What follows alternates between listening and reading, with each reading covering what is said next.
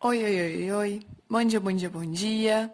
Bom, pessoal, hoje a gente vai conversar um pouquinho mais sobre os processos de eletrização, né? Na aula passada a gente já comentou principalmente os fenômenos que aconteciam pela eletrização por atrito, e hoje a gente vai conversar um pouquinho como que essas eletrizações ocorrem, tá? Então, o que que é eletrização por atrito? Toda vez que você atrita, né, fricciona dois corpos diferentes, né, constituídos de materiais diferentes, devido à afinidade eletrônica de cada um deles, eles trocam elétrons, né? Então, vocês já aprenderam que tem corpo que tem probabilidade maior de ganhar elétrons e outros de perder elétrons. E no atrito é isso que acontece.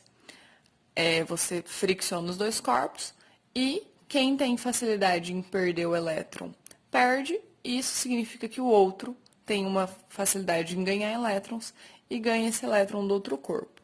Então, para isso acontecer, as afinidades eletrônicas de cada corpo têm que ser diferentes, certo? Porque senão eles não vão ter uma tendência a ganhar e o outro perder.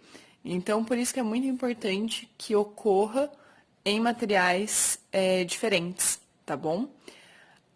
E acontece o seguinte: toda vez que a gente atrita, então, esses dois corpos, eles vão ter uma carga positiva, porque perdeu elétrons, e o outro uma carga negativa, porque ganhou elétrons, certo? E, assim, a gente não consegue saber a quantidade de carga, tá? Eu coloquei aqui no exemplo 8 elétrons a mais e a menos, mas não tem como a gente saber a quantidade de carga que a gente vai retirar e colocar no outro corpo, tá bom? A única coisa que a gente pode afirmar é que é exatamente o mesmo valor. Então, se eu peguei ali um canudinho com um papel e eu atritei os dois, eu sei que a quantidade de elétrons que o canudinho perdeu, nesse caso ali eu coloquei 8, é exatamente a mesma quantidade que o papel ganhou, beleza? Então, toda vez que a gente tem um processo de eletrização por atrito, um corpo vai ficar positivo, o outro negativo.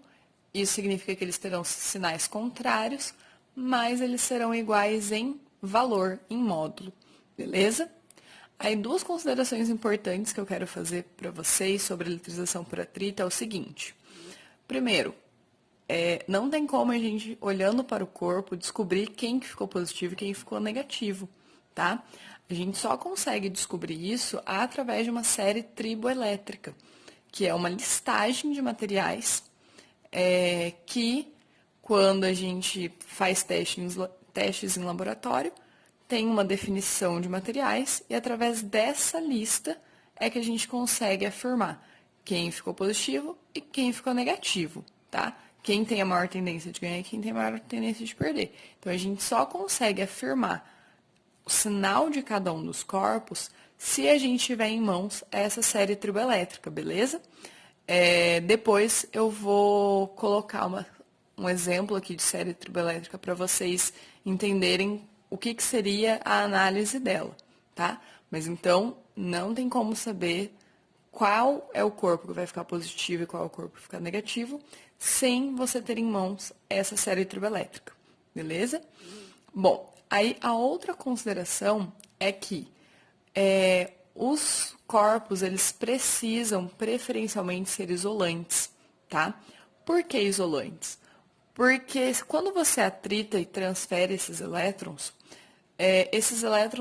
por serem de corpos isolantes, eles vão tender a ficar em repouso, estáticos dentro desse corpo, né? Estacionários dentro desse corpo.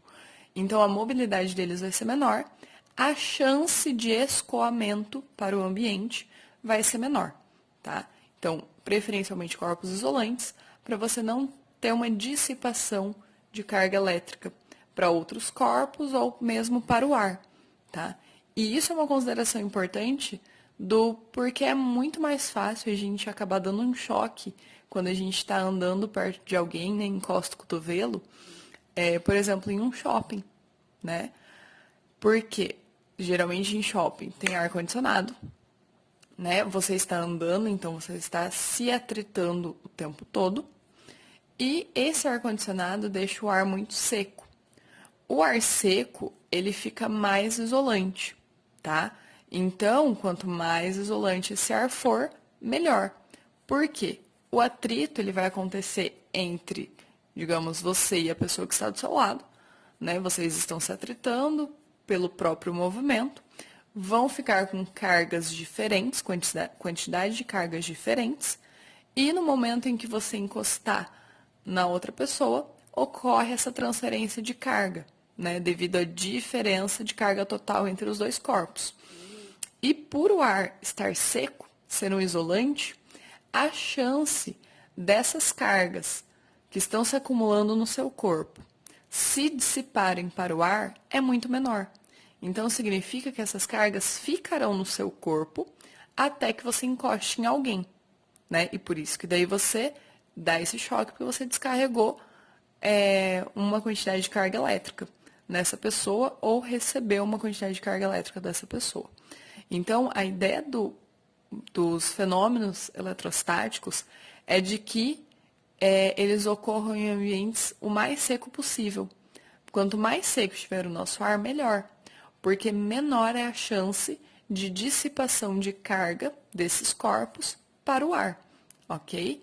Então, sempre que a gente for testar fenômenos eletrostáticos, é interessante que não esteja chovendo, né, que a umidade esteja baixa, para a gente garantir que essas cargas ficarão nos corpos e que o fenômeno vai ser visível, tá bom?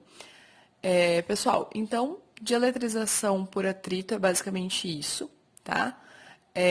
Conforme a gente for fazendo os exercícios, trabalhando, se surgir alguma dúvida, eu volto a falar sobre isso, mas esses são os pontos principais, tá bom? Tchau, tchau, até mais. Bom, pessoal, esse é um exemplo de série triboelétrica, tá? Aqui não tem a listagem de todos os materiais, só de alguns. Mas como que funciona ela? Todos os materiais que estão daqui para cima têm a tendência, então, de ficarem positivamente carregados quando atritados com os que estão mais para baixo. Então, se eu pegasse, por exemplo, o aço e o algodão está acima, então ele tem uma tendência a ficar positivo, enquanto o aço está para baixo e tem uma tendência, então, de ficar negativo, beleza? Então, toda vez que você tiver que comparar esses materiais, é sempre você olhar. Quem está acima é sempre tendência positiva, então, vidro com cabelo humano. Vidro tende a ficar positivo, cabelo humano negativo. Couro com teflon. Teflon tende a ficar negativo e o couro positivo. Beleza? Então, é só através dessa série triboelétrica que a gente consegue ter uma ideia de qual é o sinal de cada corpo. Beleza?